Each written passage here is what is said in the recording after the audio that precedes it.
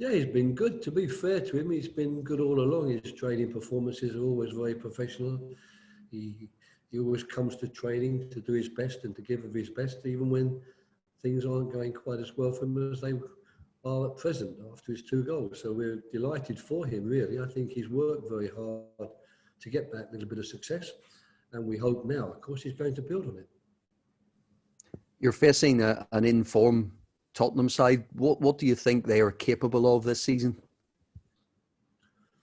Well, I think it's going to be maybe a slightly tighter league than it was last season, where Liverpool did so well and ran away with it from quite an early stage. I don't see that happening this year. I think the teams around Liverpool, who are still extremely strong, and Man City, who've been strong for the last few years, I think the teams around them now are getting stronger, and if you like, giving them more competition for the glittering prize. So I think that Tottenham will be in and around it all the way through the season. And of course not tomorrow, it's Sunday. I keep forgetting it's for me. Saturday is always the day you play football, but I should learn by now that there are Sunday games as well.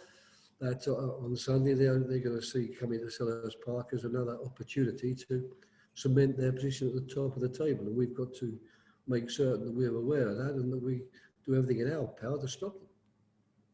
Why do you think Tottenham and Jose Mourinho have been such a good fit so far? Well, I don't think there's any real sort of, what's the right word, mystery around that. They're a big club with big players, and they've taken a very good and experienced and successful manager to lead this group of good players. So it's just the fit is a good one because it's a very good manager who knows a lot about football and a lot about what he wants to get from his football teams, and a lot of good players for him to work with in order to bring that about. So it's not a mystery in any way. It's just good people at management level and club level, and players in particular, working together. And speaking of a couple of those players, what do you say to your own players about facing Son and Kane? Well, there's no point in building people up in particular before games. I mean, the fact is we can't persuade the players that it would be very easy to play against Son and Kane, because they've shown from the start of the season how dangerous they are. They're very difficult to stop. They score goals. They're constantly on the lookout for runs behind the defence or opportunities to score goals.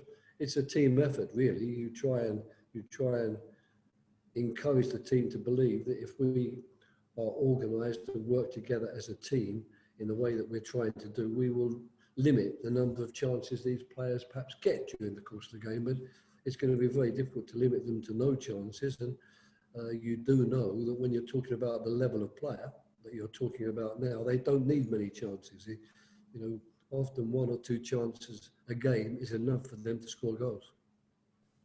And on Harry Kane in particular, we've seen a lot of footage recently of he uses his body well to win fouls.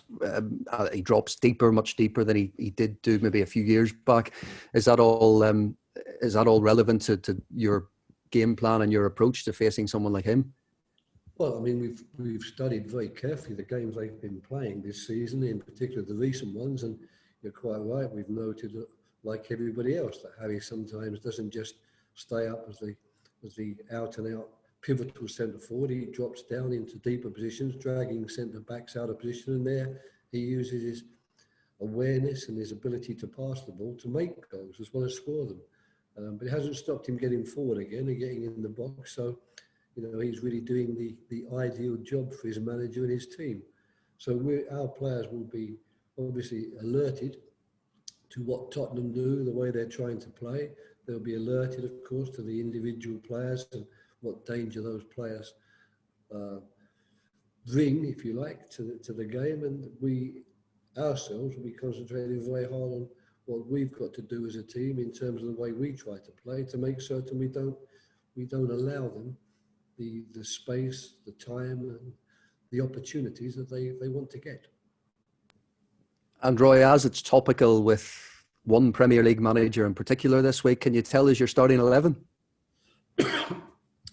No, the players don't know the starting 11 yet. I mean, it's not that I'm that desperate to keep it quiet, because I don't think I have any major surprises up my sleeve which will cause Jose Mourinho any sleepless nights. But on the other hand, I never announce the team to the press before I've actually spoken to the players, and because the players don't know, I'm afraid you can't know either. Thought I'd give it a go. Just a final one for me, Roy, on a lot of players in the team out of contract at the end of the season. A lot of them, maybe the older players in the squad. Do you see a chance over the next sort of 6 to 12 months of a bit of change coming to Crystal Palace in terms of personnel?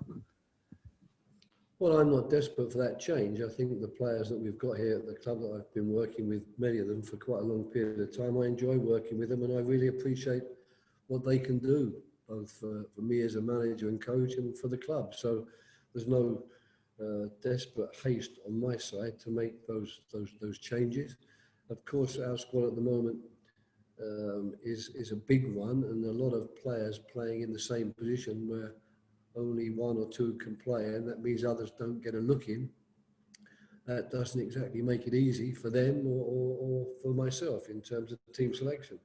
But the bottom line is that, the players whose contracts are running out, they will have a decision to make themselves to some extent, how keen they are to stay, how keen they are maybe to seek some fresh pastures.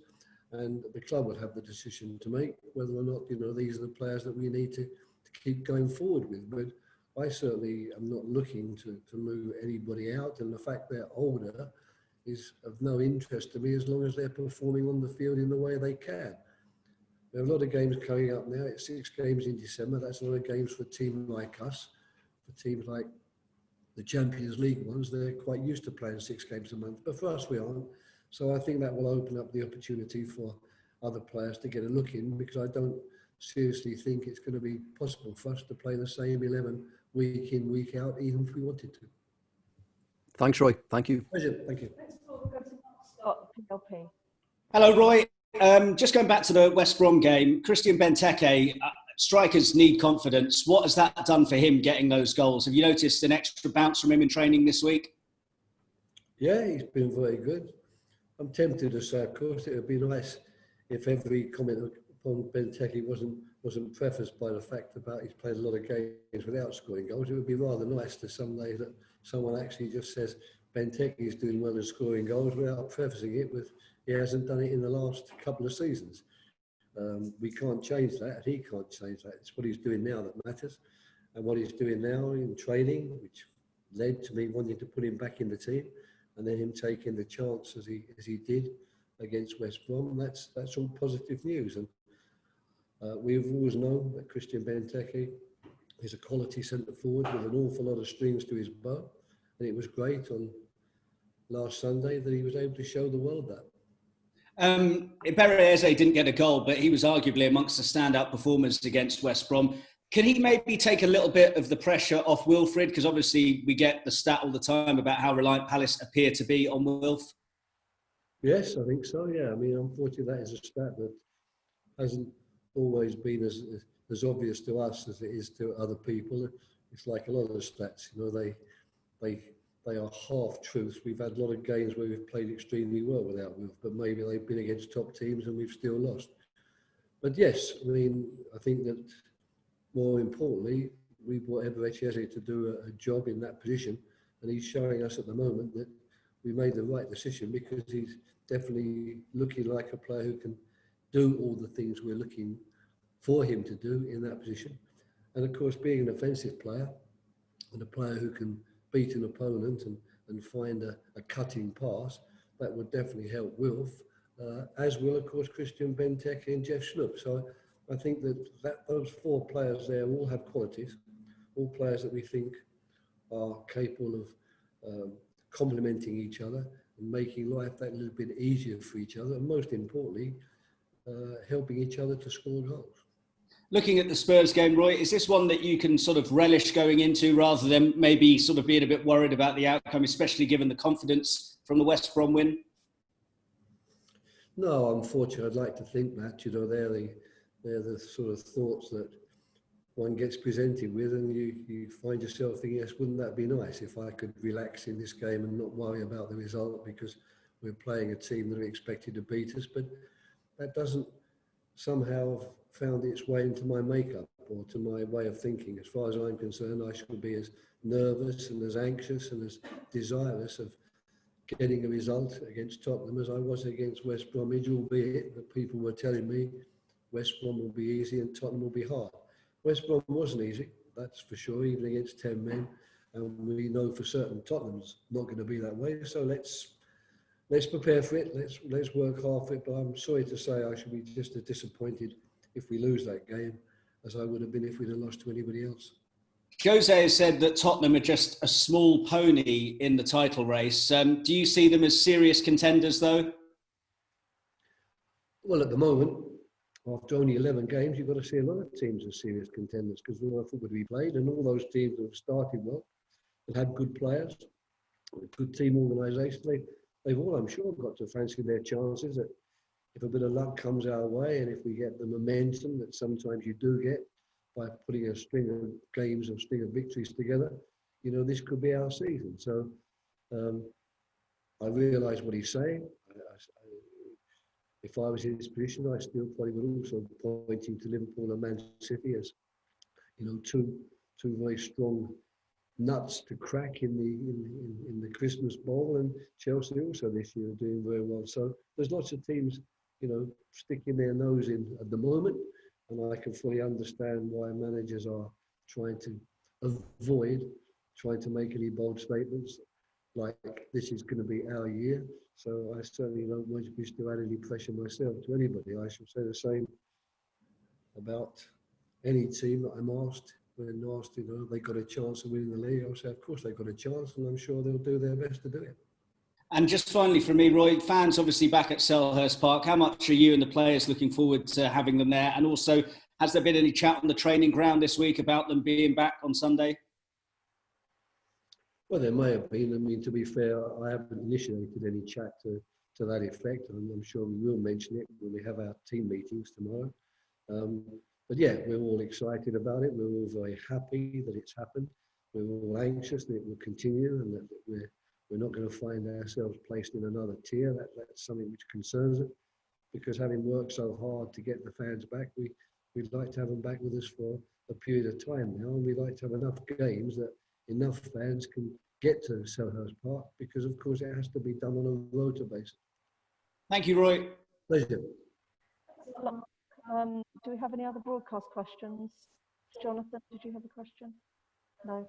Okay, that's the end of the broadcast section. We'll now move on to the writers. We'll take some questions from the dailies and then a few from the Sundays.